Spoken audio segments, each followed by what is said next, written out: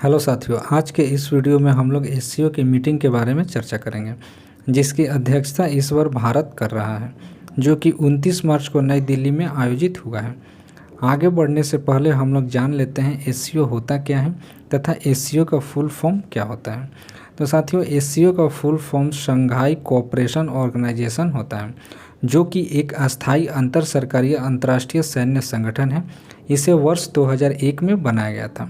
SCO charter को पर हस्ताक्षर साथियों 2002 में किया गया था और 2003 में इसे इम्प्लीमेंट करके लागू कर दिया गया। इसका उद्देश्य शांति, सुरक्षा तथा स्थिरता बनाए रखना है। इस संगठन को नाटो के रूप में भी देखा जा सकता है। इस सम्मेलन की आधिकारिक भाषा रूसी और चीनी है तथा इसका मुख्यालय बीजिंग में स्थित है। इसकी अध्यक्षता एक वर्ष बाद सदस्य देशों में रोटेशनल टाइप से की जाती है, यानी एससीओ के जितने भी सदस्य उनमें बारी बारी से उनको मेजबानी करने का अवसर दिया जाता है। 2022 में इसकी अध्यक्षता उज्बेकिस्तान के समरकंद में आयोजित की गई थी। वर्ष 2001 में एससीओ के गठन के पहले इसका नाम संघाई 5 हुआ करता था, क्योंकि उस समय इसके 5 सदस्य हुआ करते थे, जिसमें कजाकिस्तान, चीन, किर्गिस्तान, रूस और ताजिकिस्तान शामिल थे। वर्ष 2001 के बाद संगठन में उज्बेकिस्तान के शामिल होने के बाद इस संगठन का नाम संघाई 5 से हटा करके एससीओ कर दिया गया, यानी संघाई कोऑपरेशन ऑर्गेनाइजेशन कर दिया गया। और भारत और पाकिस्तान 2017 में इसके सदस्य बन गए। भारत और पाकिस्तान के सदस्य बनने के बाद अब वर्तमान में इसके सदस्यों की संख्या 8 हो गई है, जिसमें कजाकिस्तान, चीन, किर्गिस्तान, रूस, ताजिकिस्तान, उज्बेकिस्तान, भारत और पाकिस्तान शामिल है।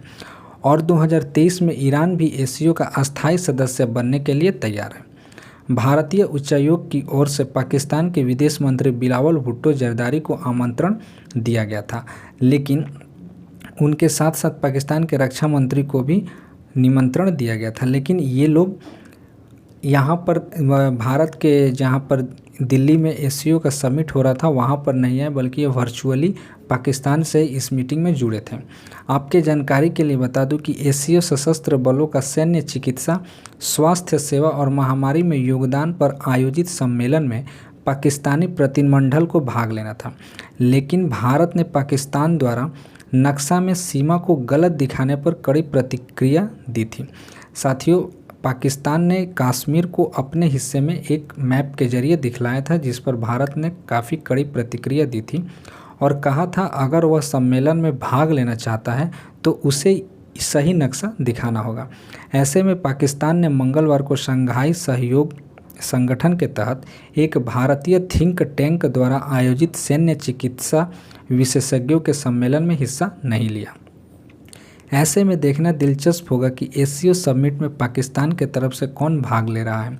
हालांकि वहां से अभी भारत के पाकिस्तान के विदेश मंत्री वर्चुअली जुड़े।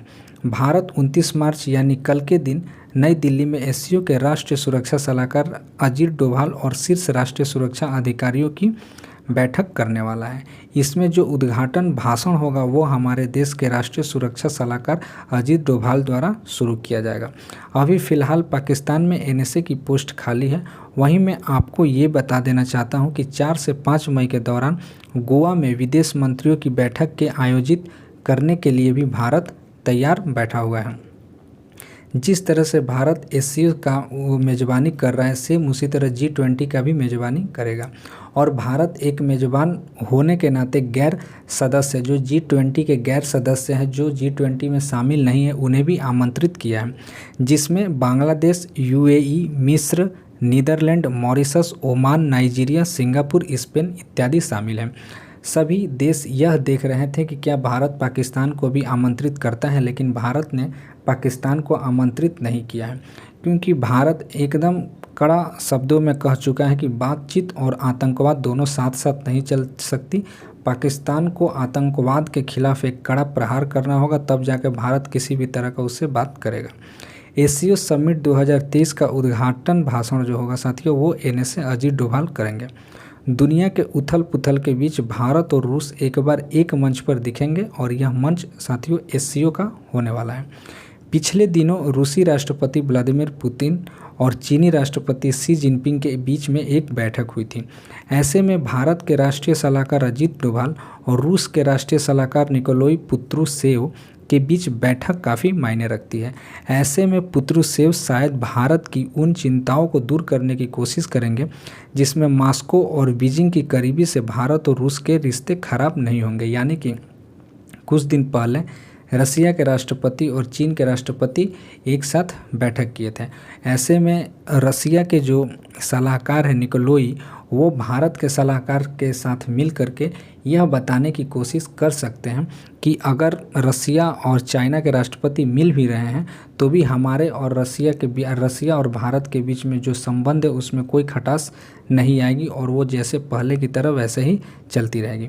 इस मीटिंग में डोभाल अफ़गानिस्तान पर भी बात किए हैं और साफ साफ लफ्ज़ों में कहा है कि अफ़गानिस्तान की धरती का इस्तेमाल आतंकवाद के लिए नहीं की जा सकती।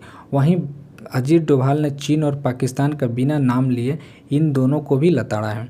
उन्होंने साफ साफ कहा है कि बहुत सारे ये कुछ देश हैं जो अपनी सीमाओं पर सैन्य गतिविधियां को डे बाई डे बढ़ा रहे हैं और कुछ देश आतंकवाद को भी बढ़ावा दे रहे हैं, तो इनके खिलाफ कठोर एक्शन करना चाहिए तथा ऐसी गतिविधियों को, ऐसे देशों को रोकना चाहिए। तो साथियों, आज का वीडियो कैसा लगा हमें कमेंट करके ज़रूर बताइएगा। अगर आप हमारे चैनल पर नए हैं तो ज़रूर सब्सक्राइब कीजिएगा ताकि आपको ऐसे ही वीडियो का नोटिफिकेशन प्राप्त होता रहे। धन्यवाद।